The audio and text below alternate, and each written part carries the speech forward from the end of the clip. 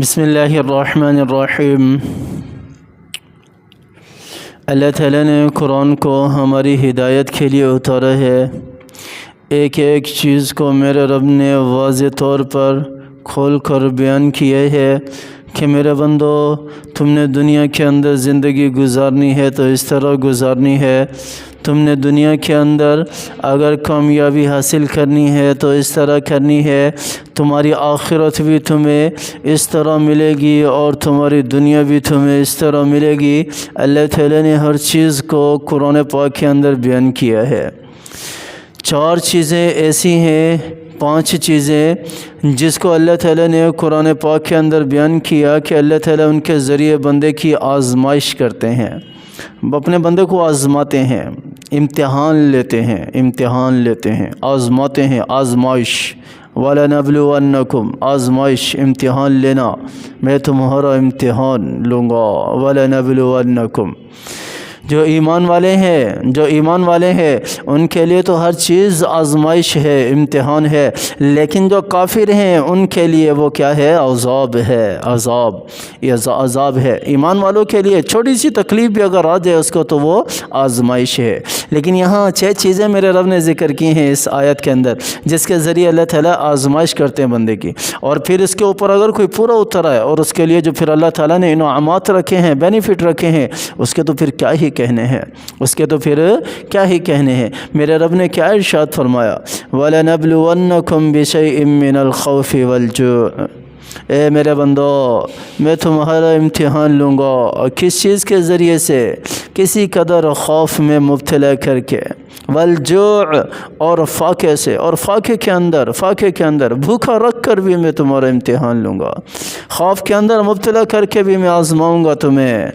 وَنَقْصٍ مِّنَ الْأَمْوَالِ وَالْأَنفُسِ وَالثَّمَرَاتِ، اور کمی کر کے کن چیزوں کے اندر، مال و دولت کے اندر کمی کر کے میں تمہیں آزماؤں گا۔ آپ صلی اللہ علیہ وسلم کی حدیث ہے، اللہ تعالیٰ مال و دولت دے کر بھی آزماتے ہیں، لے کر بھی آزماتے ہیں۔ دے کر بھی آزماتے ہیں کہ میرا بندہ کیا کرتا ہے، لے کر بھی آزماتے ہیں کہ دیکھو میرا بندہ کیا کرتا ہے۔ والانفس، اور اسی طرح جانوں کو لے کر حضرت ایوب علیہ السلام کا واقعہ مشہور ہے نا۔ 8 بیٹے تھے حضرت ایوب علیہ السلام کے، گھر میں سو رہے چھت کے نیچے، چھت گری، 8 کے 8 اللہ تعالیٰ نے موت کے نیند سلا دیے، اور ایسی بیماری میں مبتلا کر دیا کہ کوئی قریب جانے کے لیے تیار نہیں تھا، جو ایمان لانے والے تھے وہ بھی چھوڑ کر چلے گئے۔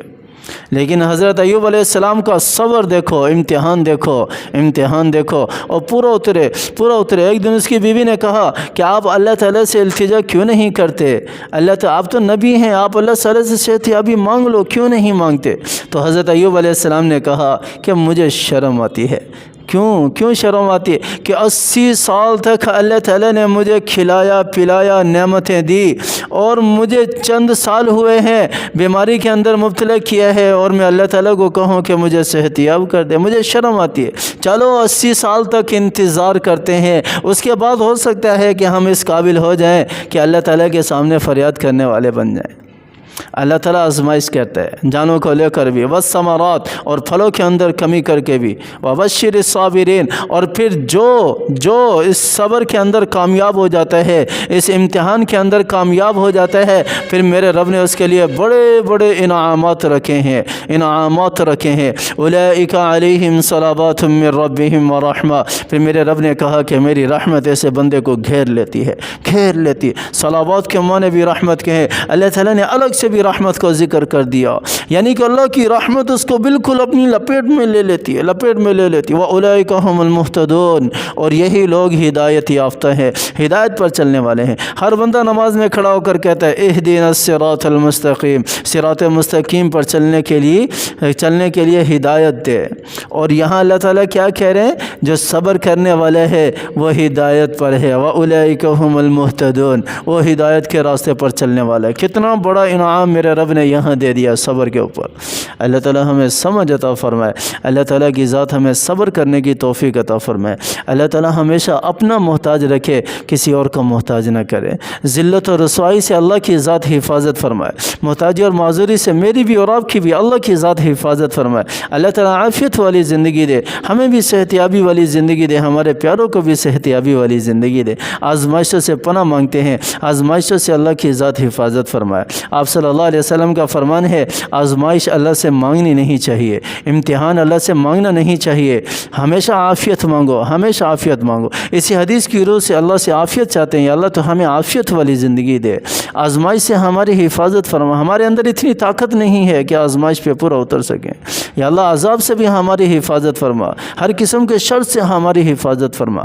آمین ثم آمین، وآخر دعوانا ان الحمد للہ رب العالمین۔